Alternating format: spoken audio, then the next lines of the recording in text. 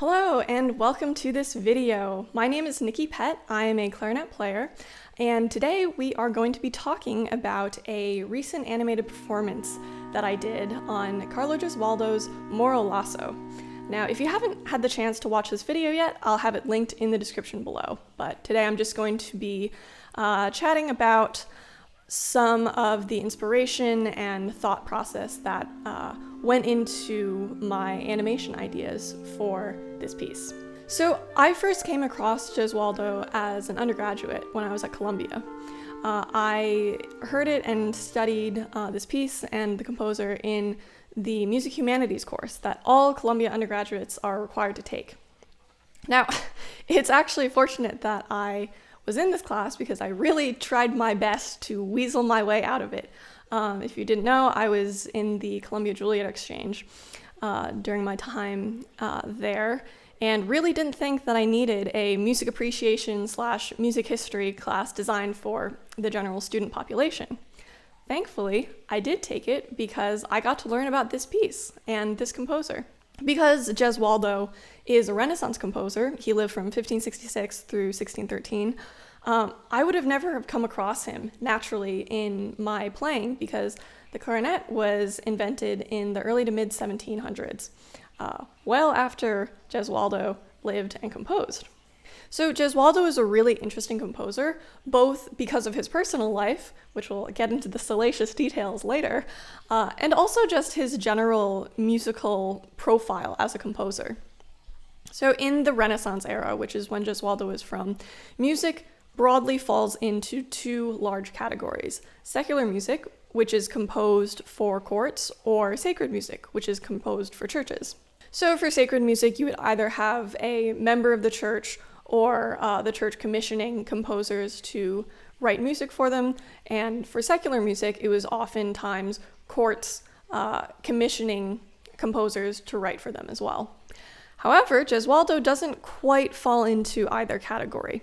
He composes secular music, but he himself is an aristocrat, which was quite unusual at the time. So he wasn't being commissioned for his music. He was doing it purely out of his own need to compose, his own love for music. Now we can get into his personal life, which was crazy and likely influenced a lot of his musical decisions.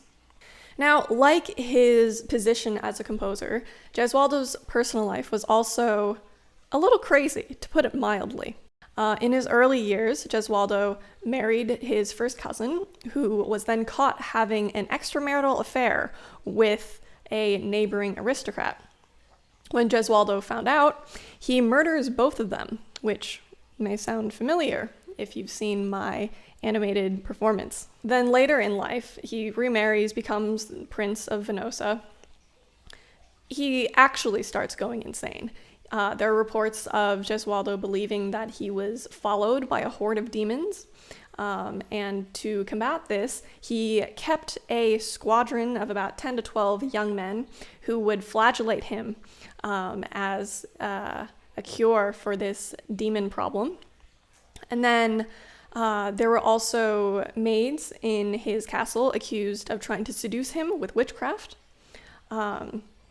Crazy stuff. This is just some of the few things that are interesting about his life. If you're interested, there's a great article by Alex Ross in The New Yorker, which I will link down below. This is actually the article that I read back in undergrad when we were first being introduced to this piece and this composer, and it really just stuck with me, all the sort of crazy details about his life. So it was towards the end of his life when Gesualdo had sort of slipped into the deep end when Moro Lasso was written. So it was published in his sixth book of madrigals in 1611, which is only 2 years before his death. And something interesting about a lot of the text in Gesualdo's madrigals is that there's no attributed author, unlike a lot of other madrigals at the time, which would use famous poetry or have a clear author of the text, separate from the composer. However, it's believed that Gesualdo likely wrote a lot of these sort of unattributed texts. So it's this assumed authorship that really inspired for me the story behind my performance of Moro Lasso. So the text in and of itself is actually quite standard for the time. References to a lover, of death, and her giving life and death is very normal if you just look at the text itself. However, a lot of times this type of verbiage is used as a cheeky little double entendre, as the little death is often referred to as sexual climax. However, I don't think that this was the case in Moro Lasso, because usually the composers would write music in a way that death was accompanied by very cheerful music and very uplifting music, which, if you think of the little death, its other meaning, makes sense. However, the sections in Moro Lasso where death is mentioned, the music is very dark, foreboding, grim, not something you would associate with a little death, which leads me to believe that he's actually talking about death. So I took this interpretation of literal love and loss and transferred it into my performance of Gesualdo, crafting a reimagined story of what his marriage to his first wife may have looked like. In reality, there's probably a lot of differences. Apparently, he was not a particularly attentive husband, which may have been why his wife cheated in the first place. But it makes for a nice story.